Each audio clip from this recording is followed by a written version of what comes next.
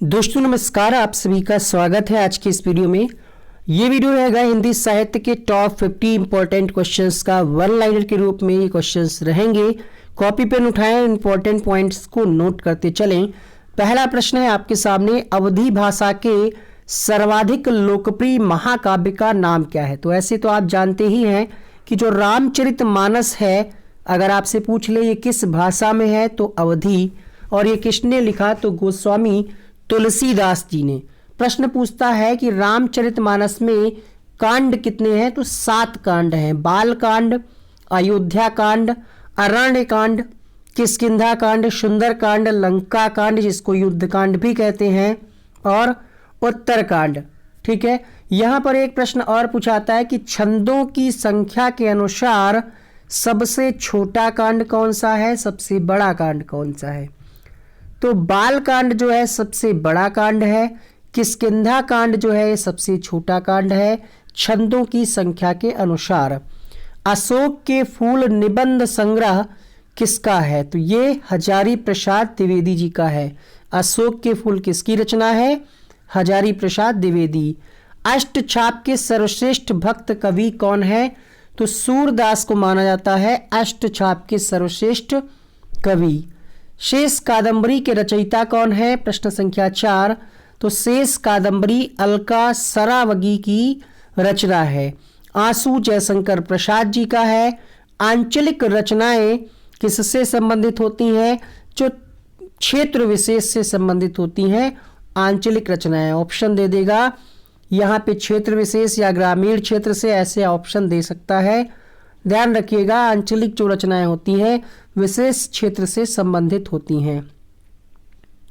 आचार्य रामचंद्र शुक्ल ने त्रिवेणी में किन 3 महाकवियों की समीक्षाएं प्रस्तुत की हैं? तो सूरदास, तुलसीदास और जायसी की। अगला प्रश्न है, आत्मायी के रचयिता कौन है? तो कुंवर नारायण। आत्मनिर्भरता निबंधकार के ये किसका निबंध है? तो बालकृष्ण भट्ट। प्रश्न संख्या 10 है, संविधान की 8वीं अनुसूची के अनुसार कितनी भाषाओं को राजभाषा के रूप में संवैधानिक मान्यता प्राप्त है? तो 22 भाषाएं हैं, आपको पता होगा। आधुनिक युग की मीरा कहा जाता है महादेवी वर्मा जी को। आधुनिक युग के चरण कहा जाता है रामधारी सिंह दिनकर जी को। आंध्र प्रदेश की राजकीय भाषा है तेलुगु। सूरदास के गुरु का नाम पूछ ले तो वल्लभाचार्य।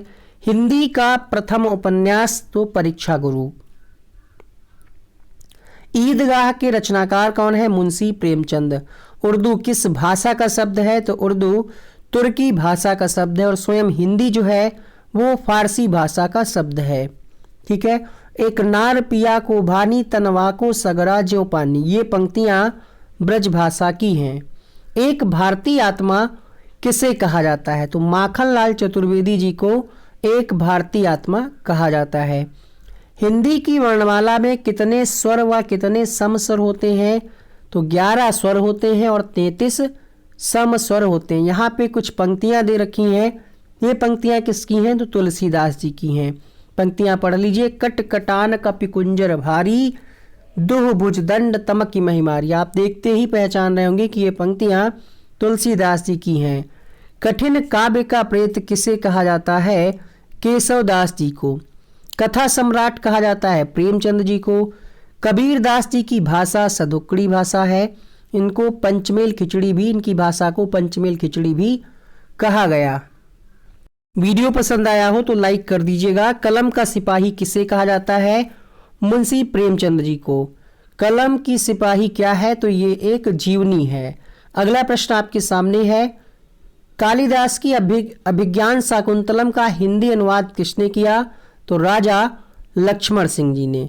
कस्तूरी कुंडल बसे, ये मैत्रेयी पुष्पा की आत्मकथा है। प्रश्न यूपी टेट पे पूछा जा चुका है। कादंबरी के लेखक हैं बाणभट्ट। कामायनी महाकाव्य है। किस इतिहासकार ने सर्वप्रथम रीतिकालीन कवियों के सर्वाधिक परिचयात्मक विवरण दिए हैं? तो मिश्र बंधु ने। किस काल को स्वर्ण काल कहा जाता है? इंपॉर्टेंट प्रश्न है। भक्ति काल को स्वर्ण काल कहा जाता है। किस छायावादी कवि ने संवाद शैली का सबसे ज्यादा प्रयोग किया है? तो जयशंकर प्रसाद, इन्होंने संवाद शैली का सबसे ज़्यादा प्रयोग किया है। किस देश में अधिकतम संख्या में भाषाएं बोली जाती हैं? तो अपने भारत देश में। रामधारी सिंह दिनकर किस रस के कवि माने जाते हैं? तो वीर रस के ऑप्शन में दे देगा, श्रृंगार रस, वीर रस, है ना, हास रस, तो आप ध्यान रखिएगा। रामधारी सिंह दिनकर को किस रचना के लिए ज्ञानपीठ पुरस्कार मिला? तो उर्वशी के लिए इनको ज्ञानपीठ पुरस्कार मिला था। रीतिकाल का वह कौन सा कवि है जो अपनी एकमात्र कृति से हिंदी साहित्य में अमर हो गया? तो बिहारी की एकमात्र रचना है बिहारी सतसई। हिंदी के प्रथम गद्यकार कौन है? तो लल्लू लाल। हिंदी के प्रथम कवि किसको माना जाता है? सिद्ध सरहपा को। यहाँ पे कुछ पंक्तियां लिखी हुई हैं, ले चल मुझे बुलावा देकर मेरे नाविक धीरे धीरे। ये पंक्तियां किसकी हैं? जयशंकर प्रसाद जी की हैं। ठीक है। लोग हैं लागी कवित्त बनावत, मोहित मेरे कवित्त बनावत। ये पंक्तियां घनानंद की हैं। वही मनुष्य है जो मनुष्य के लिए मरे, इसके रचयिता हैं मैथिली शरण गुप्त। क्वेश्चन नंबर 43 है, वापसी किस विधा में रचित है? तो वापसी कहानी है उषा प्रियमवदा की। ठीक है। अगला प्रश्न देखिएगा, हिंदी के सर्वप्रथम प्रकाशित पत्र का नाम क्या है? उदंड मार्तंड। विद्यापति की पदावली की भाषा है मैथिली। वीर गाथा काल के सर्वश्रेष्ठ कवि माने जाते हैं चंद्रबरदाई। वीरों का बसंत कैसा हो, इस कविता के रचयिता कौन है? सुभद्रा कुमारी चौहान। एक प्रश्न हम यहीं पे आपके लिए होमवर्क में छोड़ेंगे, कवियों का कवि किसे कहा जाता है? कमेंट बॉक्स में लिखिएगा।